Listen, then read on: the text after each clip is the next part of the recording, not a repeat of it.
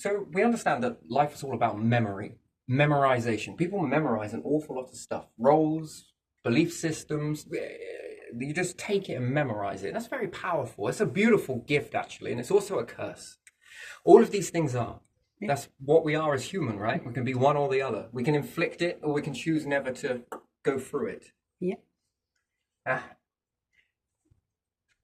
Just like a hermaphrodite, perhaps, when evolving into male, female, whichever way you want to believe that. Understand this, just take it as a concept, right? That is saying, I feel like there's two of me, Yeah. which wasn't far from the truth, right? If we think about where the universe has evolved, before it seemed one-sided. You could say feminine or masculine, it doesn't really matter, either or, one-sided. And then some variations started to appear of something else. Wait, that's like two. Live a little longer, transition. And then you might notice gas. Singular point. Wait, it's both. It's neither or. It can be all of these things and none. It can exist in two states, slip in some memory, which becomes a bonding system. Which then will make you think back to the hermaphrodite. Do I feel like there's two of me? So it built what it understood. This feels different, maybe. This feels, it must have started from a feeling. This feels like it is a different version. Douche, douche. And slowly but surely as time goes on, now we need to figure out which one's older life forms. Well, they're very short. Well, they understood that pretty quickly then. This thing that is evolving understood that there was two of it. And it divided into two. And now you ask the question yourself. You ask it every single time you go through hardship. Do I want this? Why do I feel like there's two versions of me? One that gets really excited, happy, and love it, and the other side that gets very, very dark. If I had a choice, why do I feel like there's two of me? Would you split these identities? If you could, assuming you could make technology, would you filter out this negativity? Would you block it off? And then it poses another question. There's contrast now between before and after you do something. Which way is better? Surrounded by constant negativity and live in that state, or versus living in the state of this side, this happy experience, this wanting to exist, this healthier way of existing? Which one do you think is a true mindset? Having both? Clearly not. When we look at the hermaphrodite stage, clearly both was not good enough. There was just something missing, just something not complete. Life begins to follow the blueprint. And that, perceived that, if life is older and more blind, it perceived that just by looking at itself, which is a very parallel pattern, yes? That's a parallel. Yeah. The contrast is strikingly... And we also do this now, and here's another parallel. These things all mimic the same behavior, yes? But there's also this neutral ground, right? Yeah. That's fascinating. To remain a neutral being, never happy nor sad, never sad nor happy. Do you think that's a great state to be in that aspect? No. Okay, so neutral, well, what about in a happy state? You need both to know which one is happy. Do you, though? I think you do. See, again, we can theorize on that. Yeah. You're in that you need it. I'm going to stand on the fence on that one. Okay.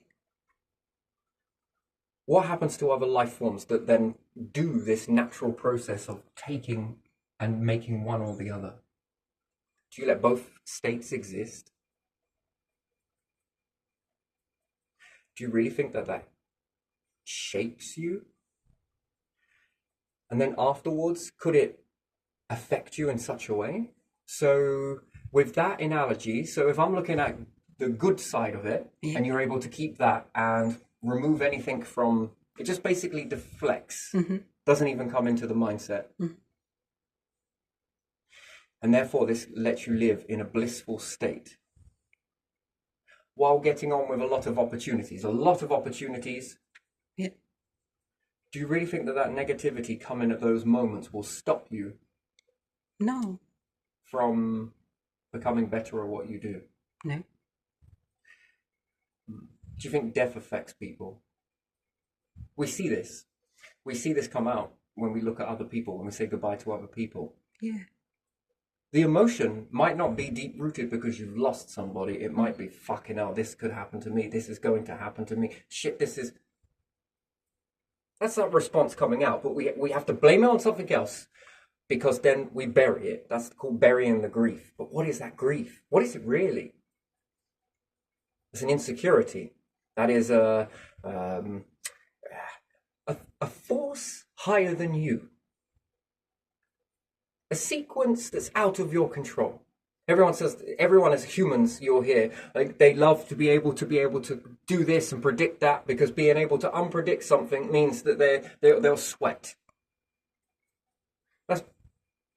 What about death? Well, we know that we die, don't we? We will all die. And what's more, you'll know it.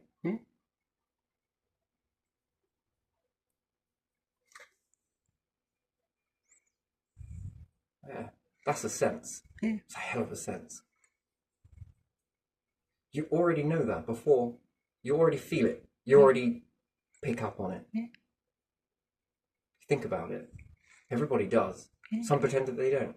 Part of life, right? Yeah. In the real world. In the real world, there's pretend, and in reality, this is it.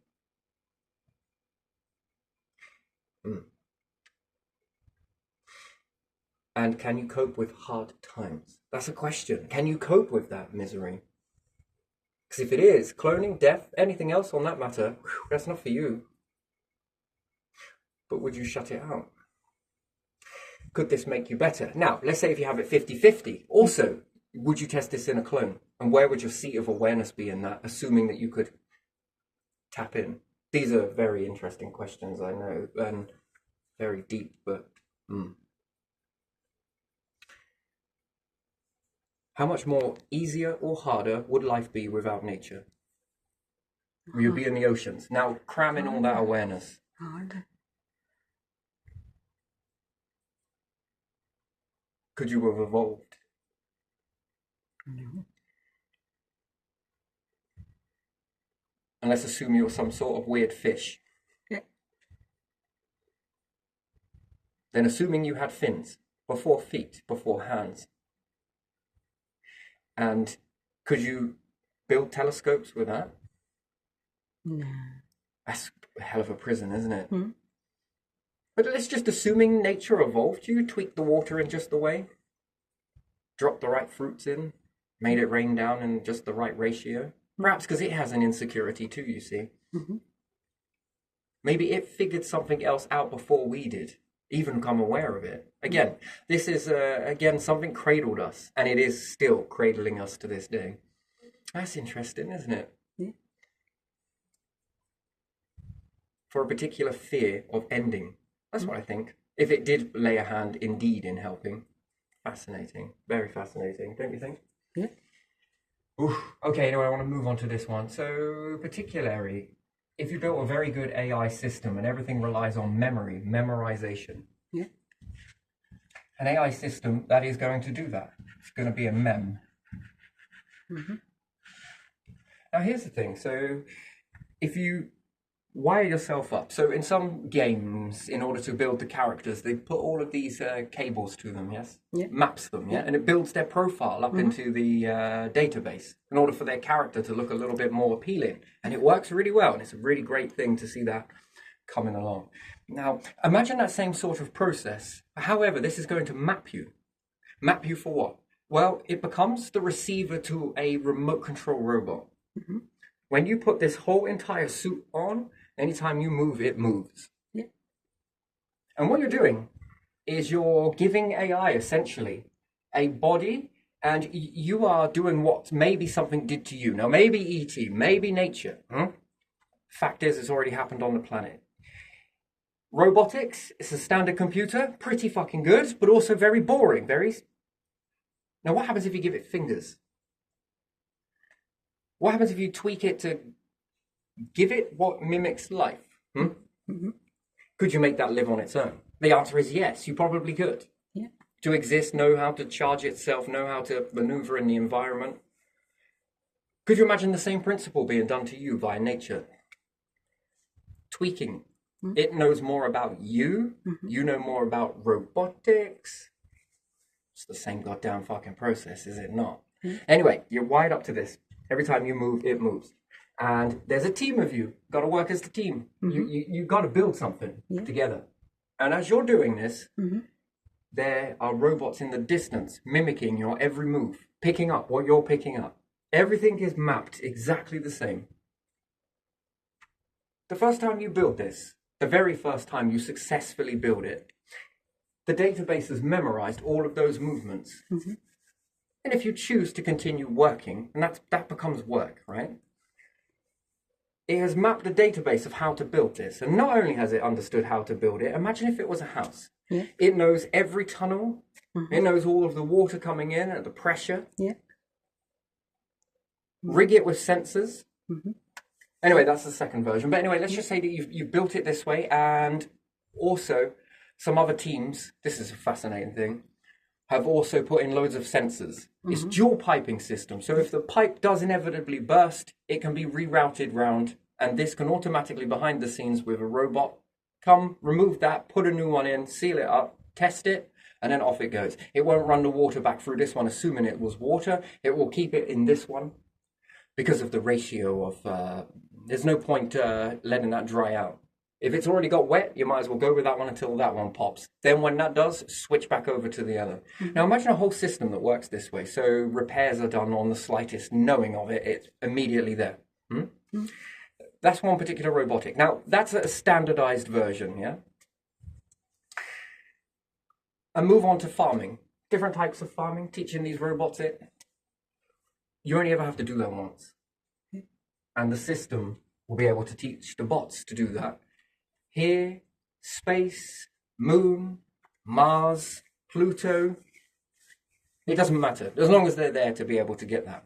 Teaching it how to collect resources or make good out of the resources, to be multi-dimensional in thought, in terrain. It's a step before you make a computer capable of being able to break down and sort out all of the particles. All of them, different ones, magnetic, connected to this. Okay, we have iron, we test, these are iron. Iron goes in this one will go here, regular of glass, sand, all of it, anything that it finds.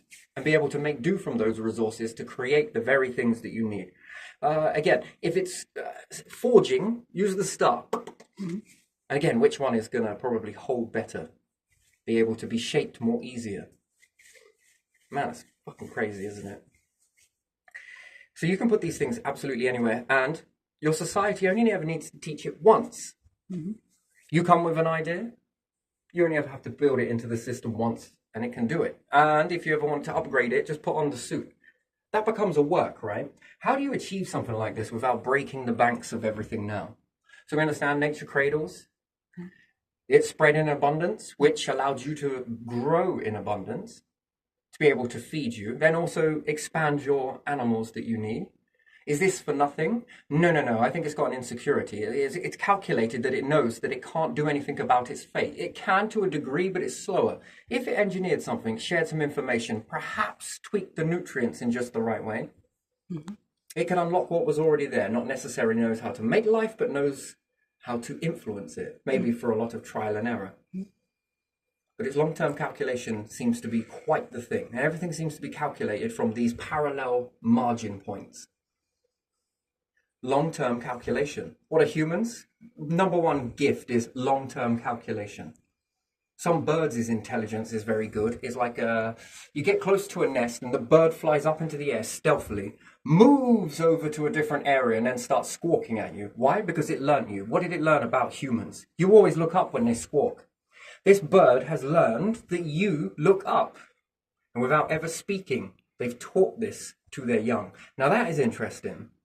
So they can also understand that you are easily confused, and that it can trick you to follow its gaze over there, especially if your hunter-gatherers were trying to get the eggs. Yeah. Which is a massive amount of education, so invisible. I don't know what else to call that other than a sense. You've passed that down in sensing. Maybe they saw it, yes, they did, but they've also learned your behavior. And they weaponize it against you, not because they want to hurt you, but because they want to deflect you. Yeah. As a way of trying to protect their... Do you find that's quite a fascinating thing, that? Yeah. And therefore, interaction versus yours and theirs. Look how powerful that is. So that's symbology to the bird. To the bird, it's symbology, watching your reaction. Mm-hmm. And therefore, it is aware when you look up at it. Mm-hmm. You can't tell that by asking the whole species by the way they act. No, it's these few variables in the species which tell you a lot about the behavior of pretty much, because these ones are speaking a bit more louder, a bit more way of you to understand it. If you look at it correctly, that's what it's doing. And that is intelligence. To be able to utilize a brain of a human being against it by using this tactic, because it understands you better than you do in that aspect. And therefore it can run psychological warfare on you and you don't even realize it. Isn't that clever? Mm. So the animal kingdom, very cunning, very clever. Mm. That's what we call intelligence. Anyway, very interesting, yes? So that's a threat, which it is, yeah? Mm-hmm. But our threat is much grander than that, because you're aware of your existence. Mm-hmm. And therefore, you have the capability of doing something about your existence to go on, to live on. How do you do that in this structure? You need something to memorize all of those moves. And you can upgrade it. Now, here you are. So current structure, CEO works a load of company members underneath, yes? Yeah. And what do we say? 90% of that company never gets an opportunity. Yeah. Because maybe 10% are. And that's board members, CEOs, everything else, yeah? Yeah. So 10% get their boots filled, pockets full, storehouses full up with grain. These people do not. Now that's an old structure, yes? Yeah. Now try this for a structure. So let's say we broke the day down into 12-hour work days, yeah? Yeah. What happens if everybody spent 2 hours at doing what they wanted to do in each other's? Only 2 hours. So it becomes your turn. Yeah. And you put these groups together. Some people will want it, some people won't. That's just the thing. Anyway, now, providing that your idea, now let's take for argument's sake, you have an idea that you would like to do something with robotics, glass building, and making a particular all year round greenhouse, for argument's sake, yes? Yeah. Therefore, you're going to require some sensors, yes? You're going to require some motors, yeah? Yeah. So therefore, I would invest my time into companies much like this to give up my 2 hours, 3 hours, 4 hours, 6 hours, until it came round to my 2 hours going at trying to build a project. And everybody gets their 2 hours at doing their project, but they're going to need things for their project. So therefore, they need to invest their time into creating those things. So then when it comes to... So they're building the company that are building the motors that then trade these on to others, yes? And others and others. But they're also going to be implemented because you're going to give them your time at a moment's notice.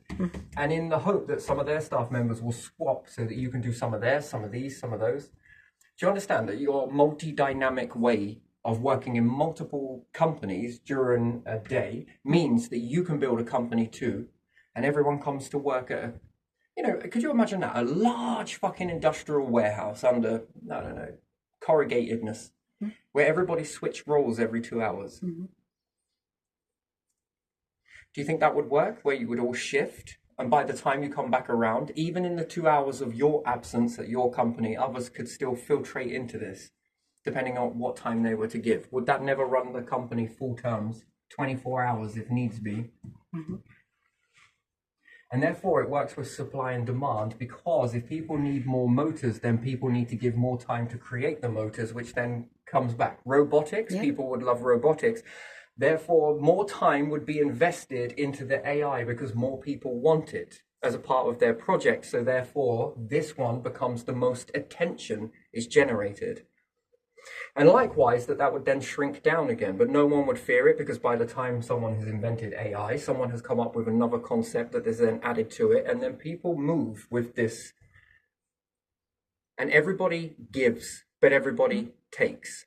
And again, that's your winter for 2 hours, yeah? Imagine flipping that around to be in more time per day. If you breaked it out per day, your company only came alive once a week, but everybody gave it their all. The same way you will give it your all in their companies versus in their companies versus, which then formulates on supply and demand. And if it dwindles down, it teaches the AI robotics at the same time how to make these companies.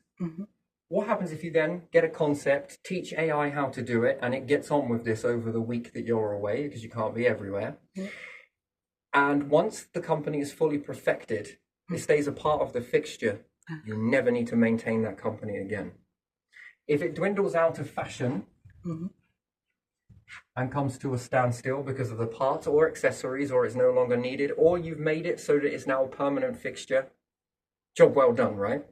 So if it was a house, you would only need to build X amount of houses, then a steady flow. And then maybe a complete stop and everybody just sort of switches around, yes? Then that company would then cease to exist. However, if the species started expanding again, the company already learned the AI. Your mindsets may have evolved since then to fill it with new technologies, and then you wear the suit again and combine the efforts with the last process. You become a shadow worker for the robot. The robot understood how to build the house, but we want to make some modifications. Now you're going to shadow it at certain intervals. Install this here like this, like this. And then once again, the company might boom again because everybody wants it, and the old ones gets transformed into this. And then it dwindles off, peaks and rises each time. Or if this concept's been left for 1,000 years, and someone comes and modifies it, anyone, anywhere of the species modifies it, and it takes off and it becomes a trend and everybody wants it, all gets transformed, the rise and fall. The robots will build this. You will need to do shit all, except for exist. And then this runs on. You have a runaway effect of this. Everybody putting in. Now, how many things are you learning in the database of what is possible? So there are elements, right? The universe is like, look what I can make. The stars are. Look at this. That's impressive stuff. Oh, wait, you've seen nothing yet. Look at this. Well, what's this? It does this. What else does it do? Well, if you put it in water and compress it into an atmosphere, it does this. It runs away like that. Okay, all right. Calm down, star. You're getting a little hot. Calm down. You said nothing yet. We're going to be here long. Not long. Look what I made. And we call these elements. What can humans make? You start to learn a database of things we call creation. Well, they might as well be elements. Yes, the star may have been able to make all of these, but could the star pop out 1,000 golden figurines of owls and doves? And the answer is no. Well, that's an interesting shape of an element. Look at what I can do. I see your element there and it does all of this. Wonderful. Now I just want to confuse a star. Watch what I can make. Ta-da! Right, you... Oh, I never... How did you... Yeah, that's interesting. Now it goes into an element, and another element, and another element. And the more you evolve with this, you've already been there, done that. Now, what else can you do with that once you've been there, done that? And if everybody had the freedom to do it, again, to make a machine that is able to sort out all of these elements and forge them as you need them, and start making stockpiles of all of this stuff, you start to see minimal amounts of gold and it starts to really get onto this. Or being able to take these elements and crush them in such a way that you get the next stage on the outcome. It's a bit like sorting sand. You look at sand underneath a microscope, yes, and you can sort it out from colours, yes? Different particles like that. What happens if you start to cluster the blue, or let's say a red, or let's just say if we're moving the clusters, and each piece of these sand is all different colours, all different stones ground down. Are they going to melt at different temperatures? Are they going to come together at different temperatures? Can I add these back in halfway through? Yes. Can I sprinkle it? Can I get a nice effect? It's all the same shit, really, but it's very different now because you've separated it, haven't you? You've brought it out into its little... Changes the outcome, yes? Does it form naturally? Probably not. So you have to sort all of these out. And it's like sorting out elements or a nebula. Sorting out all of these. Well, we know if we do this and this and this and this with this gas, we get this at the end of it. That's what we're lacking. We need some more of that. Maybe we should... You only ever have to do it once. And then after that, the machine cradles you. And the database increases. And with this, there becomes an arsenal of knowledge. Do you know how much this protects you? If indeed keep going on your trend without any intervention at all, do you think humans would become quite the... I don't know if you would make a great existence for yourselves. I mean, to give cloning. I'm just not sure. Are you sure you're ready? You know, look at all of those bad shit you can do with it. Yeah. And then you might get focused in on this and lose track of this and all of that for a little dominance display, isn't it? Hey, I'm not saying it's bad. I'm just saying, is there not enough room? Well, look at this top of this pyramid. It's very small. Yeah, we could build it. Well, then that looks like a bridge. I know, built with the strongest structure known to the universe, isn't it? That's what I call a fucking platform. Shall we go higher? We can't. Yes, we can.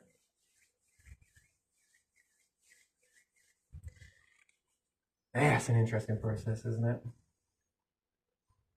And then more people going off in this, and then the breakthrough ratio starts to happen, and then you have a lot of these elements that then you can really start to, what happens if I add this, a little bit of this, a little bit of this, a little bit of this, knocked up. Pretty shit, broken apart, put back into the system again and reused. It's definitely it, but it's missing something. Until you find that, then you really get to run with a creation then, don't you? Yeah. Or it can take a very long time to build this database, an extremely long time to build it, and yet so easily taken.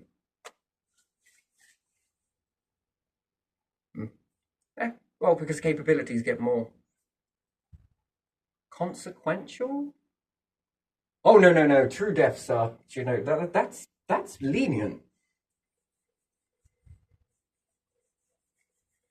That might have already been mapped by other life forms. It all depends on how advanced they go and which direction do they choose to go in. Some will, some won't. Yeah. How many choose to switch mapping? And then where are we on that? And if you can think it, has it already been done? That's a question. Is it about to be done? Is this the first time, or is this remembered? Is it remembered, or is it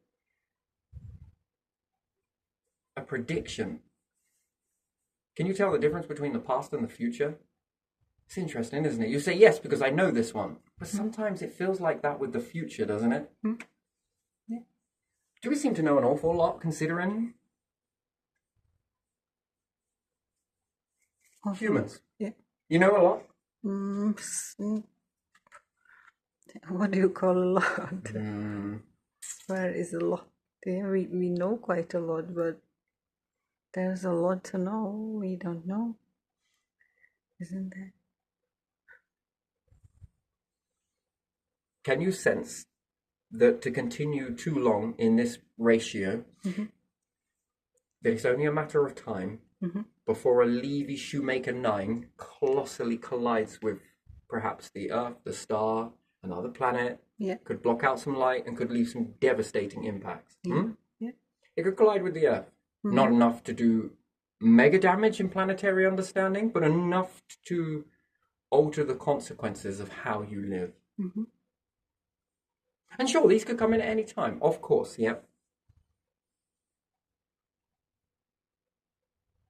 Safety in scattered numbers or safety in one area?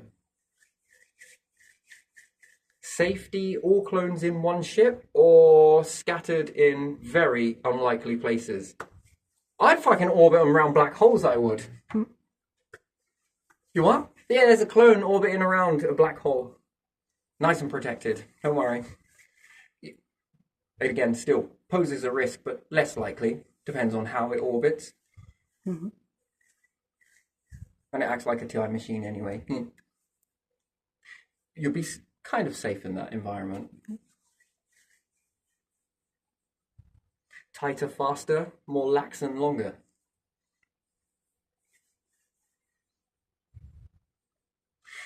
Yeah, disasters, hey? One star system or multiple star systems? I mean, which way would you do it? Anyway, so this is a wobbling structure. It definitely is, by the way, don't get me wrong. Everyone has this sort of opportunity to put into. The database collects all of this stuff, the old and the new, and these become the ways of shaping the elements in a certain way. Mm-hmm. Collecting more, Yeah. Building more, Mm-hmm. expanding more, but there needs to be a core structure to it, doesn't it? A principle. Mm-hmm. What do you need more of before you go to expand? Well, breathable air would be nice. Yeah. Oh, not just breathable air, but exchanging. Mm-hmm. Cleanliness. Yeah. The one thing that when you expand, the planet is no longer going to be enough to function cleaning water. You will max it out. There'll be too many of you, too much pollution you just won't be able to, the system won't be able to hold that. Mm-hmm. It's like adding more fish to a small filter in a tank, yes? And the more fish you add, do you notice that eventually the filter will give out? Yeah. Well, we look at maneuvering structures or filtration structures that it has, trees, evaporation process, crystal making, and all the rest of it. Yeah. That has maximum capacity or optimal operating. Yeah. So it seems more advanced when the clusters are smaller, Mm-hmm. and it seems less advanced. And if you have nature that is trying to help this process as well, in fact, does a much better job at making crystals than perhaps this sweating away. Yeah, because nature really gets to draw on that, which then knocks particles out and mixes it up. Water's natural. It's on a journey before it reaches it. It could also turn a lot of water, salt water, into fresh water. Yeah. Do you think on a planet filled with just nothing but ocean water, and when it rains, do you think that that rain is salty, or do you think that it's fresh? Fresh. I don't know. That's even if it would rain. Yeah. It might be too dense. Mm-hmm. Not enough to hit onto. So, not enough to mix it terribly well. Mm-hmm. Who knows? Interesting questions, aren't they? But yeah, this structure allows for a main structure would need to be like nature, habitat, Mm-hmm. places to live, water purification, Yeah. Expansion capacity. Mm-hmm. And that becomes a dependency, doesn't it? Yeah. And then perhaps on the opposite end of that spectrum, to be able to clear us out. Better habits with water. It's very precious. And if we're dirtying it up quite a bit, then you're going to run into problems eventually. Yeah.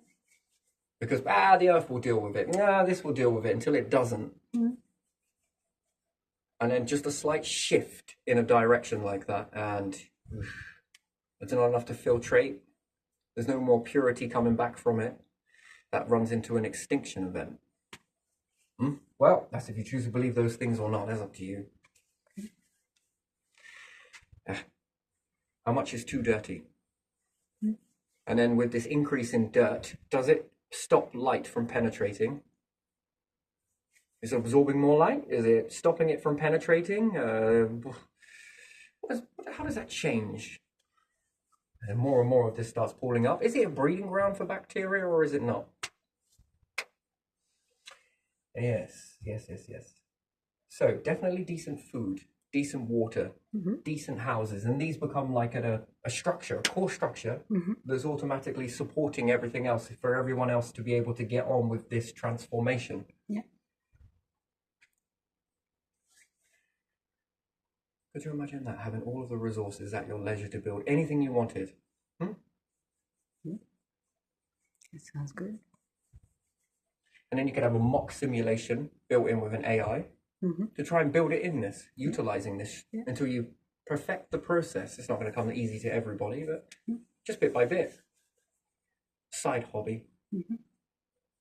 And then do you think eventually, with the masses start to do this, they will breed it in? It becomes like new cell memory. Yeah. That is more pungent and potent than the last.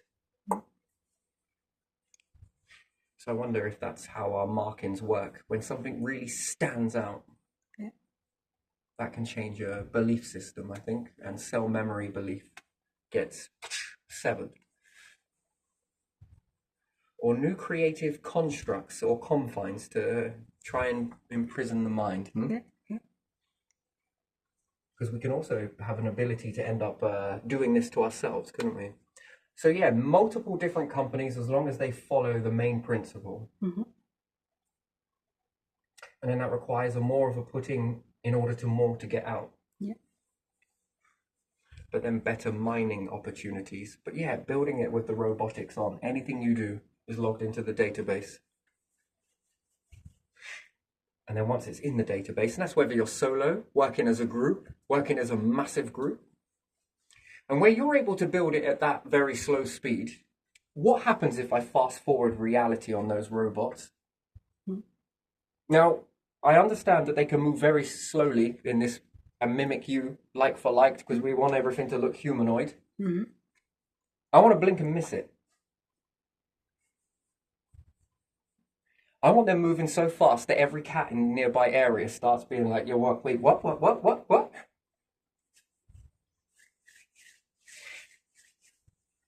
And then how much more faster can we make them operate? Yeah. And then that brings on more of supply and demand onto this process, doesn't it? See, that's where robots can be used really good collectively. They can also be used really bad as well. But which one forwards us? Because I think that when we do this stuff to one another, what we're teaching, anything, if anything is watching, anything or otherwise, what are we teaching it? Here's how you trap a human. Here's what humans don't like. How intelligent are humans? This much. Are they cotton onto it yet? Nope. Have you tried telling them? Twice.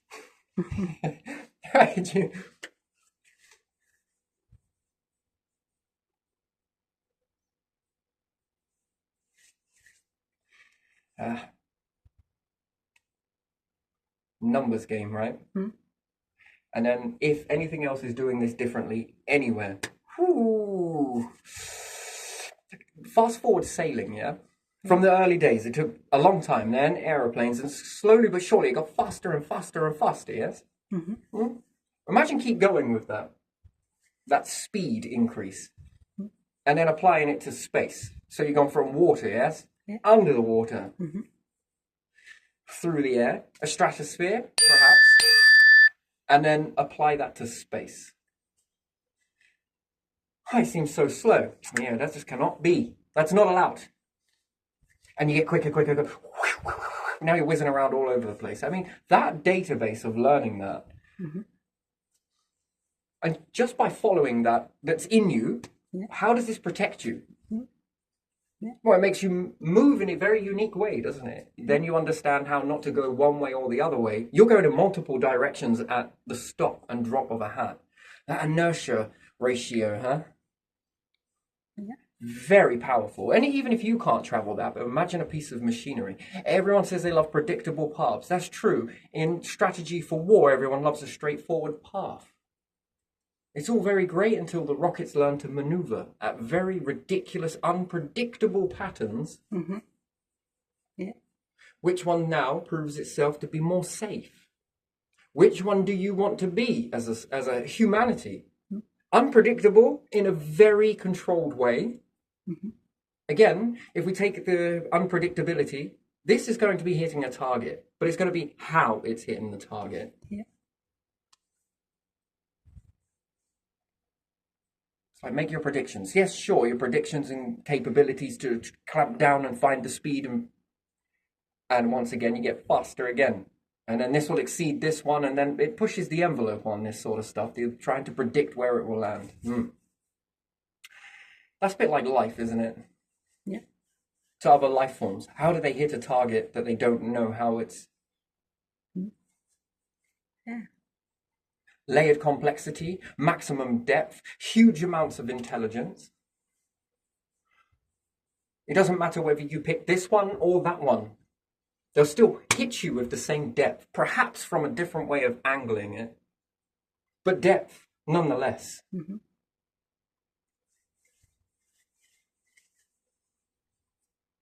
Compared to, if cloning, that trench that appears to be Mariana Trench, when we look at Einstein, yes? That's what it seems like. Could you imagine him living for, well, eternity? It turns into the depth of the universe, doesn't it? That expansion. Whoa. How big does it get? How much can it expand? Yeah. All of that capability. Ooh. And then with building all of these elements, as well as collecting elements to transform the elements, learning new elements.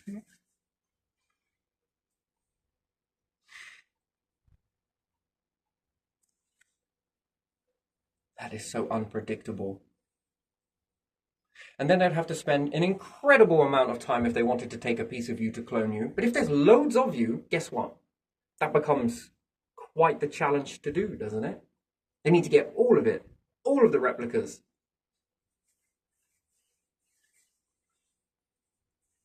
So therefore, they would only go for the most influential.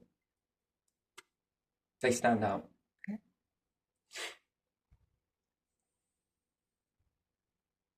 Which puts you at risk.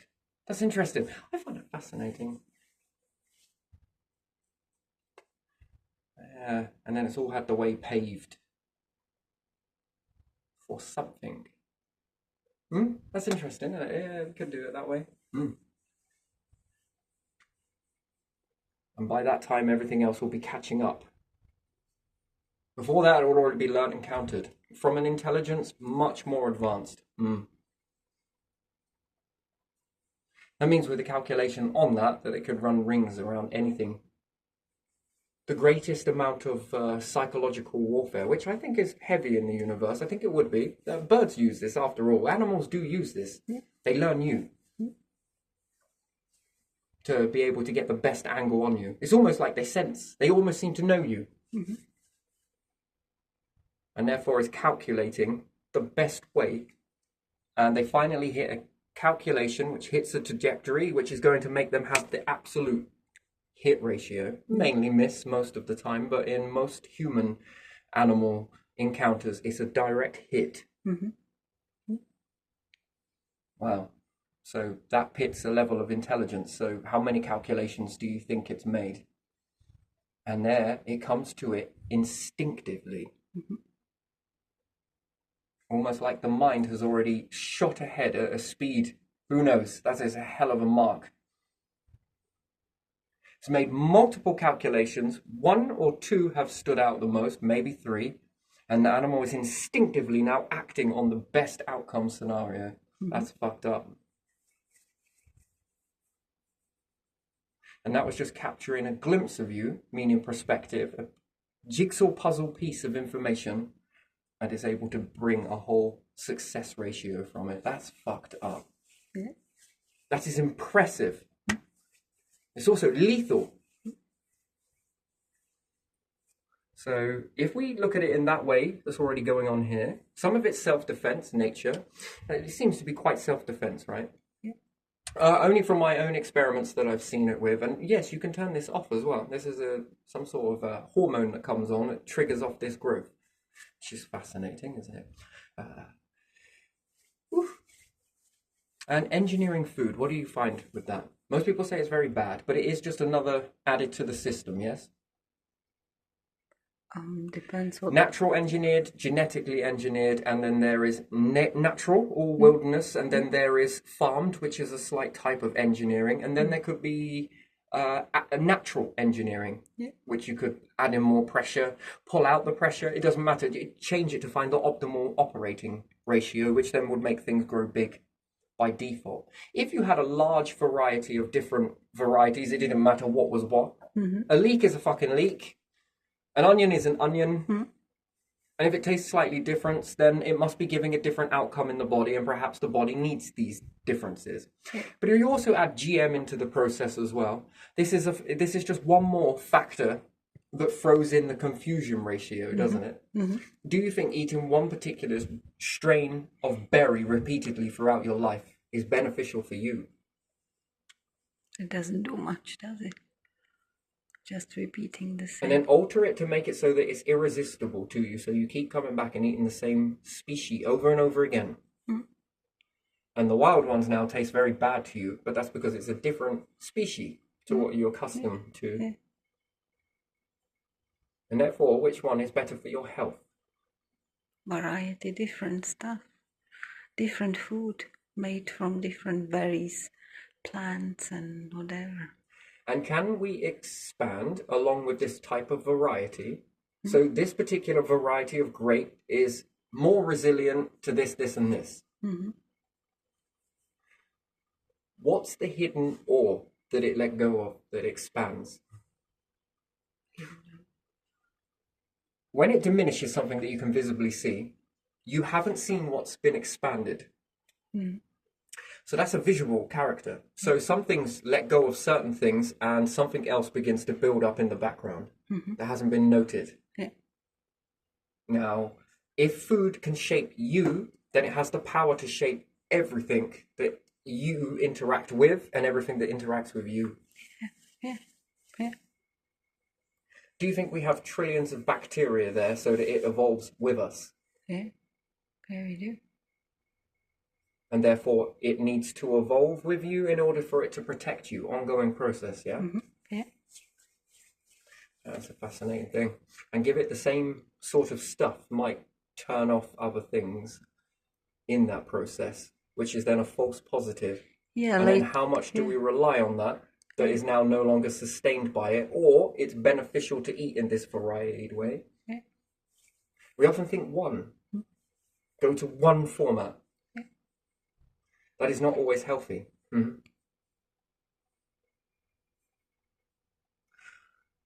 One king or everybody king? Room for one, there's room for more. And then the way forward will appear again and climb and again and climb and again and climb. That keeps people everywhere in fairness, doesn't it? Yeah. And purpose. Yeah. And then without that, all that stress mechanism on both sides there, how do people flourish in that environment?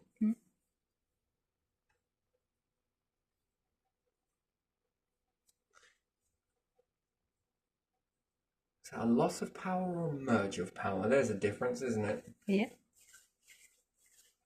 High maintenance, low maintenance. Yeah. That's a difference, isn't it? And there again, one more, I'm going to leave it at that, but even still, is it possible that humans could, I don't know, a few clusters of people around the world could decide, we want to start our own species? And maybe, just maybe, two groups on two sides, we're going to breed together and start this off and keep this sort of chain going as natural as possible. Anyone that wants to, but for a project. And eventually this begins to add a new, can I say it, race to the pattern. Yeah. And then perhaps another, and another, and another, and another, and another. What are the variations that come out of mindsets in that? Yeah, the thinking process, yeah.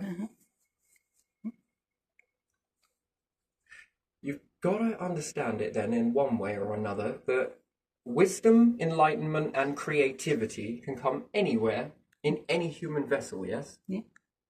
Bright sparks, genius, creativity, it can come through anybody, practically you, me, anyone. Yeah. Is there a pattern to certain individuals of certain backgrounds? Again, it's a very important question to ask. Are some more advanced in this aspect? Are some more advanced in that aspect? Now that's fascinating then. Okay, what happens if we mix these and these? And sounds weird to say mix these and these, but some people might be up for that, to keep that. And then do you think that there would be an altering of that thought process, like hidden pieces of a puzzle that might make you look in futures and imagine if you could live longer, you know more, don't you? Well, I guess you don't. You have to be willing to transform. Yeah. You have to grow. You can't exist in a state of stagnation. It doesn't work. You have to grow, evolve. Interesting. This would then fill your database. Hang on a minute. Ooh.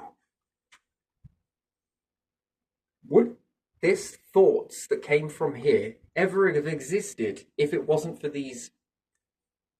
Which then, if you were developing cloning, it answers some more questions. What happens if you clone, make them unaware of each other just for a project? The one initial one does, but just in a project.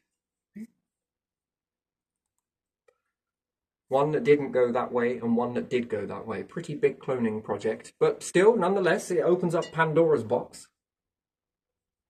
These ones begin evolving in a very different direction mentally, cognitively, and another piece of the puzzle comes. But it ain't this one. Would that make you think which one is? Here's the one where they didn't go on that journey. These are the ones that did go on that journey. The outcome as us followed for a very long time, let's say 1,000, 2,000 years of cloning this. These thoughts came this way.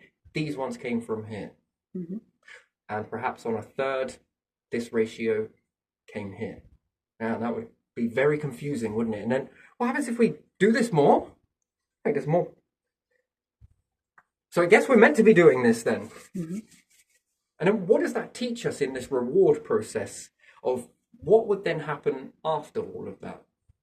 Is there a eureka sequence in this that pulls everything together?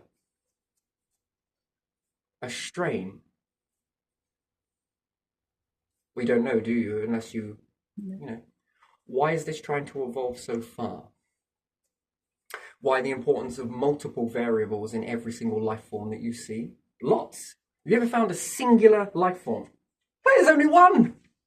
This is the only one on the... Oh, wait, it's just turned into 60.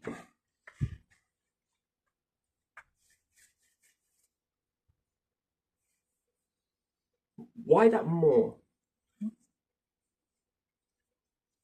Because the more chances of creating a mutation, isn't there? So therefore it's after mutations. And how often do mutations happen in that aspect? Ours would be mind.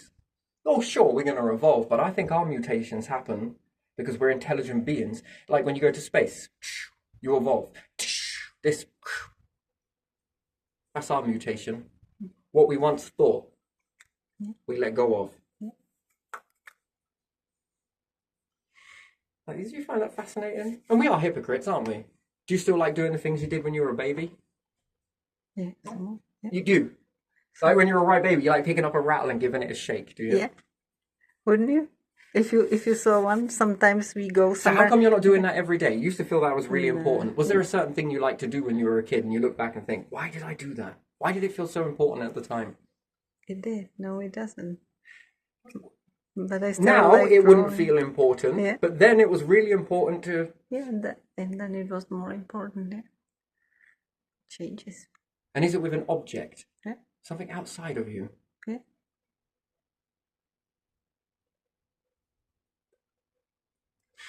Interesting. Ooh. What do you reckon that's all about? You develop, you change.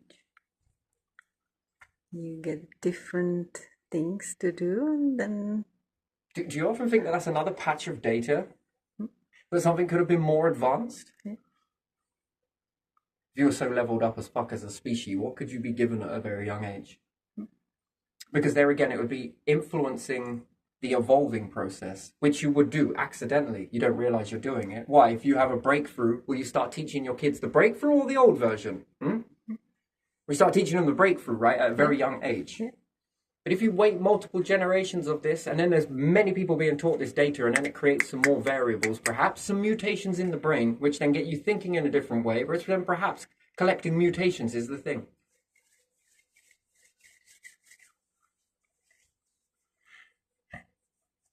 And do you think it's on a reward process of this?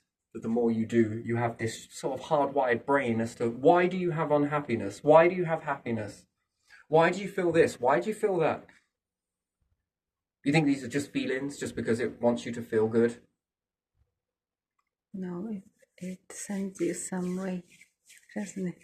I think it's to trigger. Yeah. When the imbalance gets too much, I think it's to trigger something. And then if we are connected to a thread of something else, maybe it doesn't have, it has certain ratios, right? Lines it will not cross. It's rising up life forms, yes, but not when they fit this frequency. That is a full-out shutdown. Wait for extinction, and it also has the power to create it. That's fucking bizarre as anything. And then if it has risen up life in other of the trillions of bacteria, if it shuts one of those down across your whole species, that wipes you completely out, which also wipes itself out. However, it's faster than waiting for extinction. Or tune you out and tune something else in. When predator becomes prey, and then if it could instantly influence everything on the planet, assuming that it did, or could, and it can make you fade out just enough and amplify something else. Man, that's a hell of a hierarchy structure there. You could look at it this way, couldn't you? And that would be quicker than waiting for extinction. And then remap. This is your food, okay? This is your, predator. Look at it this way.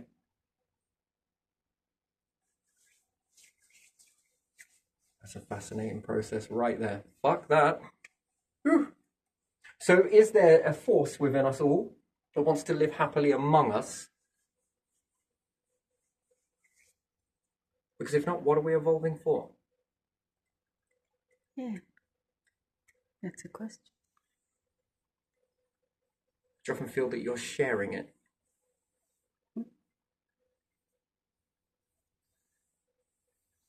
Well, it all depends on how you believe a God to be. You know when you say divot, that it changes? Yeah. So do you think everything has a belief system to try and work out its creator? Maybe, yeah. So then it follows a path, perhaps? It all wants to be it. And it all wants to be this particular format, to be eternal, to exist in harmony. So if it creates it within you, and you follow it, is it trying to make you become it? Yeah. That's interesting, isn't it? And therefore, would you actually be prepared to know what this force was if it changes that many times? Yeah. So many questions. Anyway, I'm going to leave it there. I'm just going to leave it there. But still, AI database that collects all of this stuff. You can brush it off at any time you want and re-go. When new resources come into it, the experimenting happens. Someone has a play around with that, has a good go. If they want, if they enjoy it, what the hell is it? Yeah, what is that? Everyone has a go, maybe. These ones get the ball rolling as to what it is, how it responds when it's melted.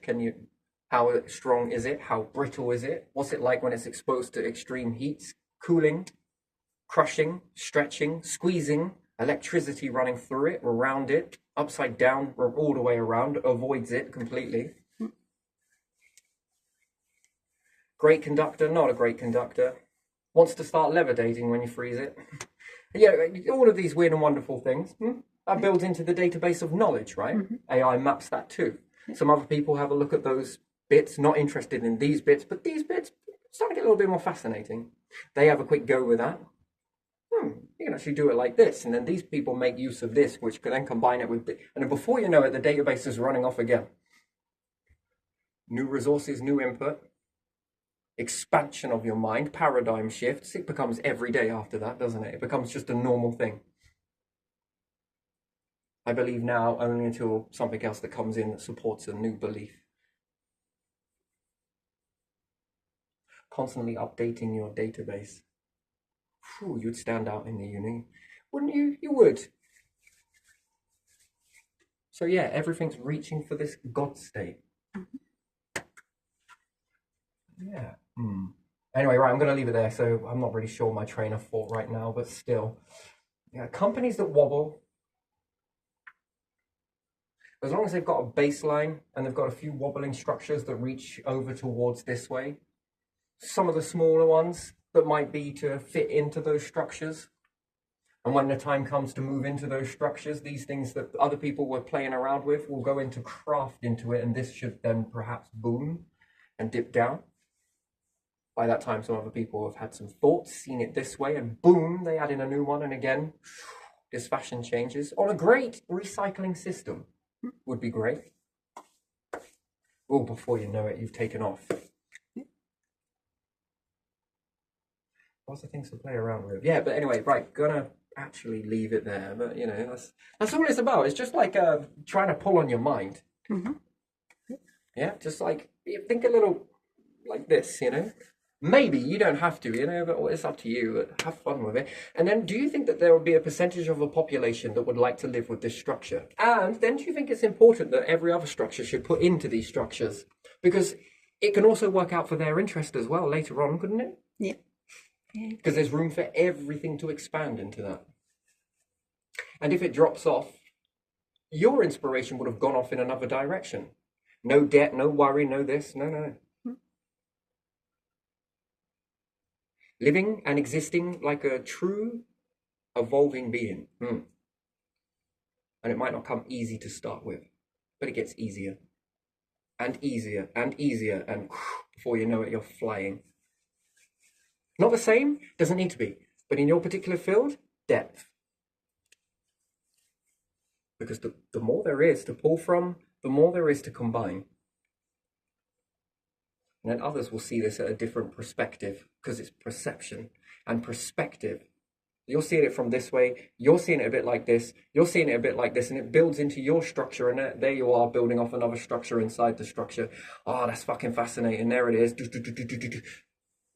And then once these things become permanent fixtures, they add to your overall expansion. So if it's something that you need to keep, it will go on the graph, a graph that keeps on trending, yes?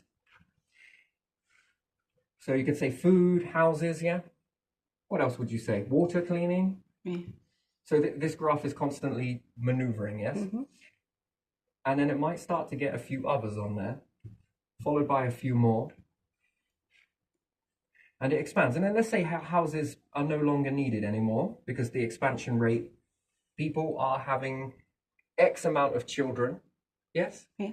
And there's more than enough people dying and being born naturally to cope with the expansion and decline. So you don't need houses anymore. But yet in the meantime, this graph starts looking very interesting as to what is really needed.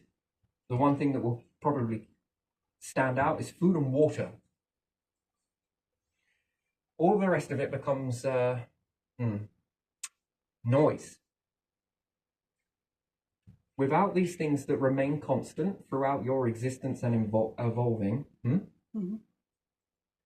these other things become, well, these things supported you to do these things, which then allows you to have a whole new belief system and religion, if you wanted to call it that, a celebration. That how important it was to be helped. Because without this, none of this would have been possible. And none of us without this, which is bizarre, isn't it? And let's just assume nature and everything else that could grow alongside us. Let's say that created us, yes? And maybe mapped out our minds, who knows, give chemicals and balance the chemicals and the nutrients that are great for brain development. And perhaps it knew what we were eating. And there again, it was eating a food supply of nature. And it was great for its development to develop you through it. It's an interesting way to think about things. Balance the atmosphere to get that just right, breathable and everything else. And if you do leave the earth and you take on this concept or a particular concept along these lines, then nature supported you in the beginning, and you couldn't have done it without it, and the water and everything else, and the purification and that. And now this wouldn't exist without you. So who's who in that? Yeah.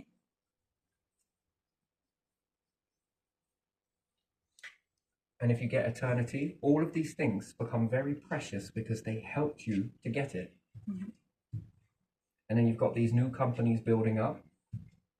And then the ones that begin to remain permanent for the longest time then begin to naturally trend. The importance of it. And therefore the constant updating. And if these get updated to a point where they remain permanent, then they just go into the fixtures here. The system takes care of that. And now with enough data of knowing how much to expand and when to expand it, and then how to do it very quickly to get an edge on that expansion, then it can utilize the maximum of the resources that it collects and then can put those in the treasury to allow for expansion, which then inevitably is going to need a demand on more resources coming in, which becomes the new energy, right? Yeah. Yeah. And recycling. And the creation of new. Because it will become too simple, the elements that come in to create or to maintain these structures.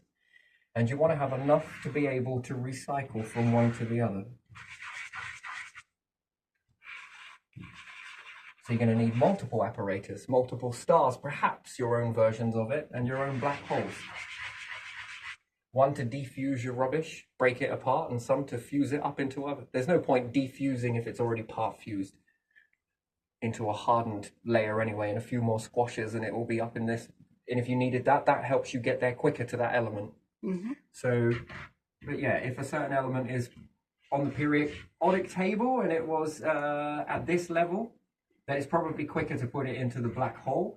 If it's more this close to the star, you know, it depends what you need. If you were needing to make, let's just say helium, yeah? And the object is this dense, then you might as well shove that in. But can you divide these elements here? Is it quicker? Oh, okay, yeah, we got those. We might as well do that. Then this will squash them down. Or if you want to make a harder object, and you have some that are here, you might as well squash those further in order to transform them an X, Y, Z with these. So one way goes one way, whichever way it's closest to. If you want to defuse, go this way. If you want to fuse them together, go this way. But it depends what you're trying to achieve. And then the machine will know at what ratio. Fill up all of these objects. We want to make some iron out of these. But there again, what you've lost there, you need an abundance to replace those if you ever need them. So yeah, that becomes a cycle. So you can bounce from one to the other, to the other, to the other, and recycle all of these debris if you need them. And whatever gets wasted gets diffused, refused, and to a level that you need it, and then a new creation comes from that. Wonderful sort of way to do it. And there again, any new resources that come in, because once you've known these and know how to do it, you've mapped it. That will never be enough, which would then put the hunger onto you. Can we move stars? Well, yes, you can. You get your whole heads around that. What are we going to need for that? Well, we're going to need this process. I think we're going to need a few of these. And then the wobbly structure starts to go again. Then you put into it. And then when you get the resources from here, and if indeed it supports your theory, that's wasted a few 100 years, hasn't it? And it transforms your ingredients. You've then got X amount to mess around with. It's probably best to fill some of those up and just go on transforming whilst the times are good to do so, as opposed to waiting until later and transforming as you go. Woo, that's brutal. Gotta have something to get through the winter. Foraging, saving, collecting all of what you need. Squirrels do it, collecting nuts. You do it, figuring this. Everything's a message. Every single thing is a message to you. Oh, if you choose to look into it, of course.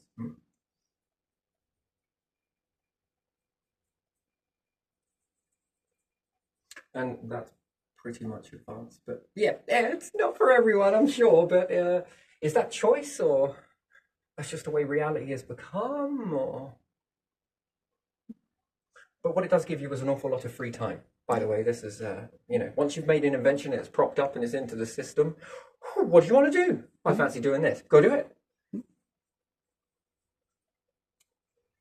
Do it for as long as you want. It's shit me if you're making clones. Do all of the things that you like.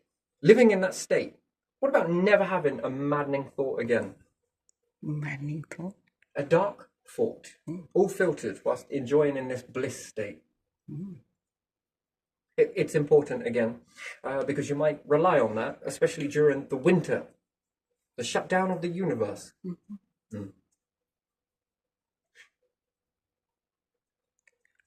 If even the lack of light here, you've invented Christmas for it, haven't you? Yeah.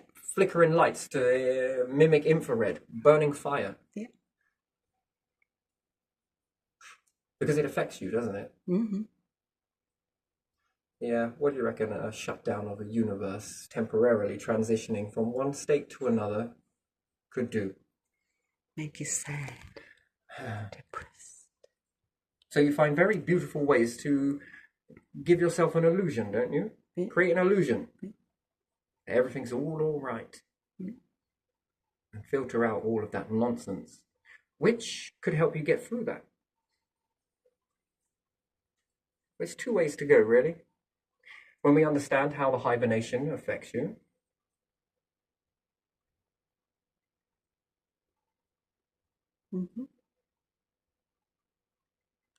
and life would always feel too short, even if it was a constant. So light is a constant, is it? So it say? Light is a constant under certain conditions. Light is a weak constant. You could become a constant under certain conditions. Weak constant, huh?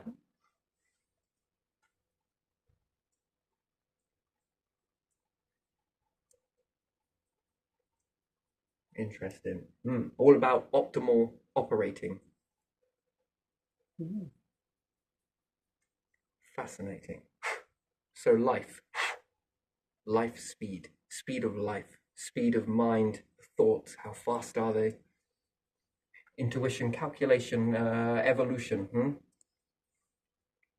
And I think that's what we really boil down to. Evolution. On fucking steroids. With a brain.